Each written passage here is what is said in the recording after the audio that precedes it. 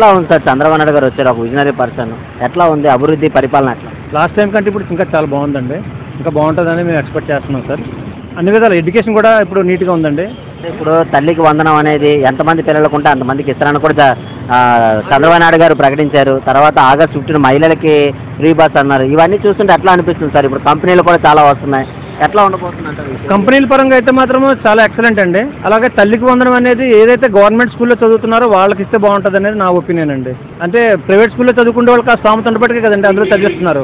అటువంటిప్పుడు గవర్నమెంట్ స్కూల్లో ఎవరైతే చదువుతారో వాళ్ళకి మాత్రమే తల్లికి వందనం ఇస్తే బాగుంటుంది అనేది నా ఉద్దేశం. జగన్మోహన్ రెడ్డి హయాంలోని కంపెనీలు ఏమైనా వచ్చాయంటారు? ఉద్యోగాల అవకాశాలు రాలేదండి, బిల్కుల్ ఏం రాలేదు సార్. ఈ రోజు చూసినట్లయితే జగన్మోహన్ రెడ్డి వెన్నుపోటు దినోత్సవం అని చెప్తున్నాడు. అసలు వెన్నుపోటు అన్నది జనాలను అంటున్నాడా లేకపోతే చంద్రబాబు నాయుడు అంటున్నాడా?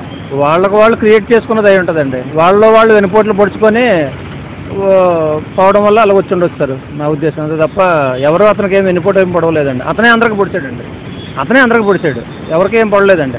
అతను ఎవరైతే నమ్ముకున్నారో వాళ్ళందరూ ఈ రోజు జైలుకి వెళ్ళిపోతున్నారండి. సింపుల్ గా మాట చెప్పాలంటే ఏదో ఉన్నామని వాళ్ళు ఎస్టాబ్లిష్ చేసుకోవడానికి తప్ప ఇది ఎందుకు సార్ ఉపయోగం లేదండి, ఇది అనవసరం సార్. అయితే చంద్రబాబు మీద పూర్తి నమ్మకం ఉందంటారా సార్? డెవలప్మెంట్ విషయాలు 100% ఉందండి. కాబట్టి ఆయనకి ఇచ్చారు సార్.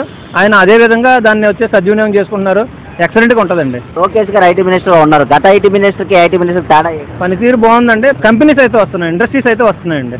ఆయన ఉన్నంతకాలం మాకు తిరిగి ఉండదని మేము ఎక్స్పెక్ట్ చేస్తున్నాం. ఎవడైనా పని చేసుకొని బతకాలండి, అది సింపుల్ సార్. అంతేగాని సోమరపోతులో కూర్చొని బతకడం అనేది మాత్రం అది కరెక్ట్ కాదు సార్.